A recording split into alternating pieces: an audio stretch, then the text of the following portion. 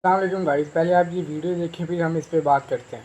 करके उन्होंने ये बिल्डिंगें बनाई हैं। तुमने हमारी सरजमीन पर कब्जा किया था, पहले अपोलोजाइज करो, माफ़ी मांगो, उसके बाद आप ऐवान में आ सकते। हमारे प्राइम मिनिस्टर साहब भी, हमारे आर्मी चीफ भी चाइना गए। सफारती हवाले से अगर हकीकत में बात की जाए, हमारे प्राइम मिनिस्टर कामयाब होकर वापस नहीं आए। अस्सलाम वालेकुम नाज़रीन इकराम, आप ये वीडियो देखिए फिर इस पर बात करते हैं। जब मैं पाकिस्तान था और मैं मेयर के ऑफिस में गया, पाकिस्तानी कम्युनिटी वहाँ जमा थी। मुझे कहा, मौलाना साहब इन बिल्डिंगों को देखो, ये इनके नहीं हैं, ये हमारे अपने हैं। हमारा माल ला कर चोरी करके उन्होंने ये बिल्डिंगें बनाई हैं। ये हिंदुस्तान की है, ये बरसगीर की है। उसके बावजूद मलिका बरतानिया इंडिया आती है और पार्लियामेंट उसको कहता है, तुम 100 साल से हमारे ऊपर हाकिम रहे हो, तुमने हमारी सरजमीन पर कब्जा किया था, पहले अपोलोजाइज करो, माफ़ी मांगो, उसके बाद आप ऐवान में आ सकती हैं। और उसने माफ़ी मांगी। लेकिन जब पाकिस्तान आई और पाकिस्तान के पार्लियामेंट में आने लगी तो हमारे स्पीकर साहब और चेयरमैन सेनेट ने कहा, हम पहले भी आपके वफादार थे, हम आज भी आपके वफादार।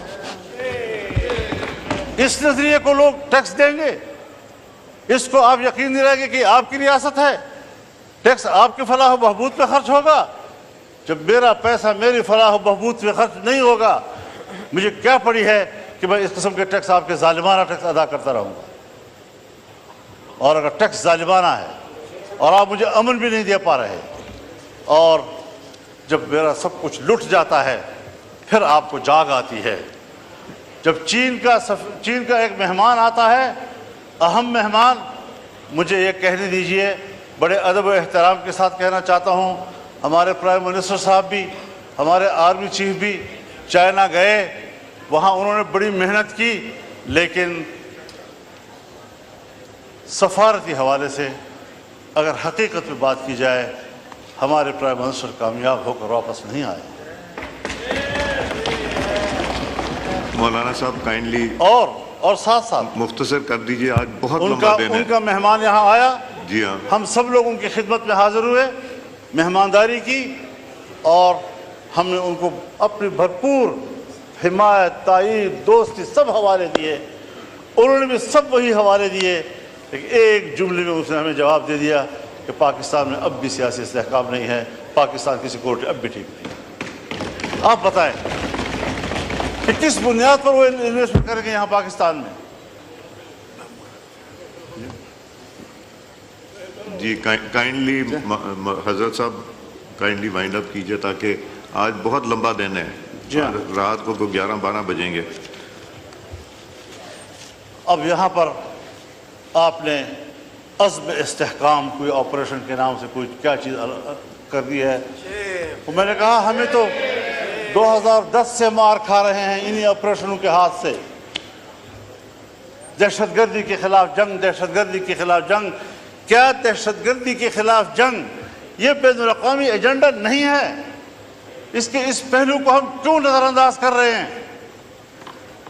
बाजवा साहब ने मुझे कहा, मेरे सामने बात की कि मैंने बाड़ लगा दिया है। फख्र से कहता था, मैंने बाड़ लगा दिया है। किसी का बाप भी ना अफगानिस्तान जा सकता है, ना वापस वहाँ से आ सकता है, कोई दहशतगर्द नहीं आ सकता। अब मौजूदा आर्मी चीफ फख्र से कहता है, मैंने बाड़ उखाड़ के फेंक दिया। अब पता नहीं वो हुब्बुल वतनी है या ये हुब्बुल वतनी, वो मसले का हल था या ये मसले का हल है। 50,000 से नहीं बल्कि 25-30 हज़ार लोग यहाँ से अफगानिस्तान गए और वहाँ से 40-50 हज़ार इस वक्त आ चुके हैं। और हमारे यहाँ, मुझे माफ़ कीजिए, बहुत दर्द और दुख से कह रहा हूँ, ऐसा महसूस हो रहा है कि जैसे अगले 2-4 महीनों के अंदर हमारे डेरा इस्माइल खान, वज़ीरिस्तान, दूसरा वज़ीरिस्तान, लक्की मरवत, करक, बन्नू, इन इलाक़ों में अमारत इस्लामिया कायम हो जाए और पाकिस्तान की नज़र नहीं आ रही। मगरिब होती ही तमाम थाने बंद हो जाते हैं और उनको हुक्म दिया गया है कि आपने गश्त में बाहर नहीं जाना। ये है आपकी रिट। जी ठीक है। कहाँ खड़े हैं हम लोग? तो फिक्रमंदी की बात है हज़रत जी। ये ऑपरेशन मैंने पहले भी अर्ज़ की है, आज भी कहता हूँ, ये अज़्म इस्तेहकाम नहीं, یہ چین کو جواب دے رہے ہیں کہ جس عدم استحکام کی بات کی تھی آپ نے، اب ہم وہ استحکام لانا چاہتے ہیں، لیکن ہر چند کے ہے نہیں ہے، یہ استحکام عزم نہیں ہے، یہ عدم استحکام کی طرف ہم جا رہے ہیں۔ ہمیں سوچنا پڑے گا۔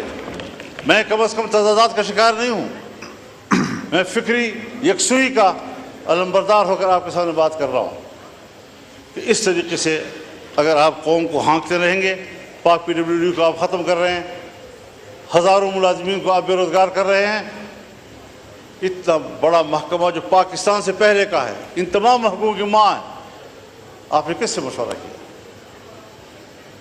میں تو یہ دعویٰ بھی کرتا ہوں کہ یہ جو عزم استحکام پالیسی آپ نے لا رہے ہیں، اسٹیبلشمنٹ کا بھی آپس میں مشورہ نہیں ہے۔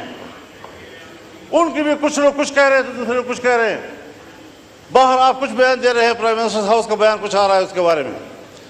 یہ چیزیں سیدھی کرنی ہوں گی، اس پر مشاورت کرنی ہوگی، یکسوئی پیدا کرنی ہوگی۔ بہت ہم پٹ چکے ہیں۔ ایک زمانہ تھا میرے گھر کے، میرے گاؤں کے قریب سے بھی یہ نہیں گزرے تھے، آج میرے گلی کی دیوار کے ساتھ گزر رہے ہیں اور وہاں کھڑے ہوتے ہیں۔ ہم کہاں کھڑے ہیں؟ ریاست نے ہمیں کہاں کھڑا کر دیا ہے؟ کیا ہم ایک شہری کی حیثیت سے ریاست پر کوئی حق نہیں رکھتے؟ تو اس ساری صورتحال میں دیکھیں، آپ کی جمہوریت اپنا مقدمہ ہار چکی ہے، پارلیمان اپنا مقدمہ ہار چکے ہیں۔ جب آپ الیکشن میں دھاندلیاں کریں گے، اسٹیبلشمنٹ دھاندلیاں کریں گی، جعلی پارلیمنٹ وجود میں آئے گی، تو پھر یہی اثر ہوگا کہ عوام آپ پہ اعتماد نہیں کرے گی۔ جی شکریہ مولانا صاحب، مہربانی مائک کھولے کو بنائیں، جی مشاورت کے عمل کو وسیع کریں۔ ٹھیک، آپ پر ذمہ داری ہے، آپ کو نہیں لینی چاہیے تھی ذمہ داری۔ میں نے مشورہ آپ کو دیا تھا کہ یہ پنگا مت لو، لیکن آپ نے پوچھا پنگا کسے کہتے ہیں، تو میں نے کہا وہ پھر لے کر ہی پتہ چلتا ہے اس کو۔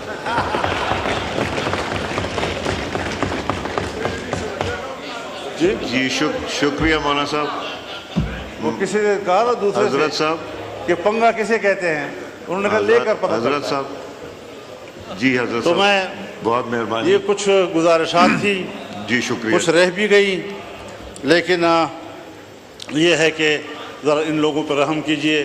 تفتان کی صورتحال بھی یہی بنتی جا رہی ہے، وہاں پر بھی انتہائی جو ملک کے مفاد میں سب کچھ ہو رہا ہے اس کو راستے میں روکے جا رہا ہے۔ بہت میں مہربانی، آپ کا بہت شکر گزار ہوں، اور میں نے اگر دخل در معقولات کیا ہے اور آپ کے نظم و نسق کو متاثر کیا ہے، اس پر آپ سے معذرت خواہ بھی ہوں، لیکن بہرحال درد دل تھا جو آپ کے سامنے رکھا ہے اور پوری قوم کے سامنے رکھا ہے، اور انشاءاللہ یہ درد دل کا سلسلہ چلتا رہے گا انشاءاللہ۔ شکریہ جی۔